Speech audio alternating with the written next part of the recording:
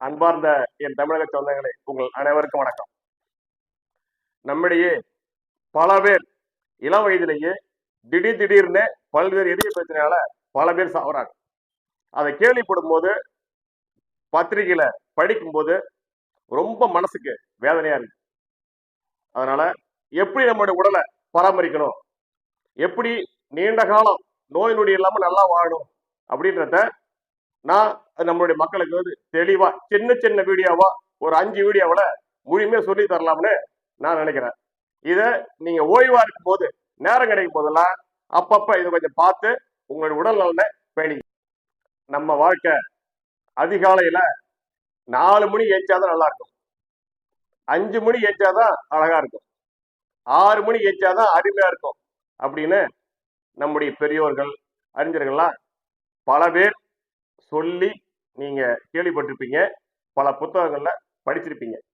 ஆனா இது 100க்கு 100 சரியானா சரிதான், சரியில்லைதான், ரெண்டுமே எடுத்துக்கலாம். ஏன், நாம் அத்தனை பேருமே ஒரே தொழிலை செய்யல, பல்வேறு தொழிலை செய்து நம்மளோட வாழ்க்கை ஓடிட்டு வரும்.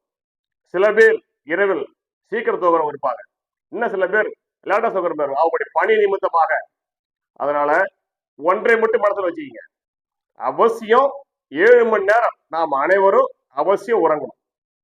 நைட்டு 9 மணிக்கு 10 மணிக்குள்ளார உறங்கிடுங்க.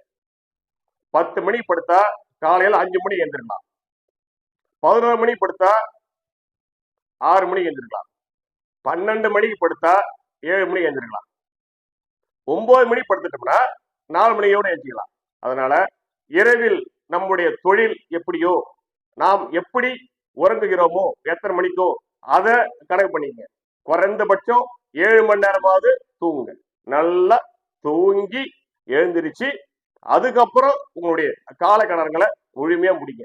காலை கடன்களை எப்படி முடிக்கணும், அடுத்து எப்படி நம்ம அனைத்து வேலைகளையும் செய்யணுன்றத அடுத்தடுத்த வீடியோவில் உங்களுக்கு தெளிவா சொல்லுவேன்.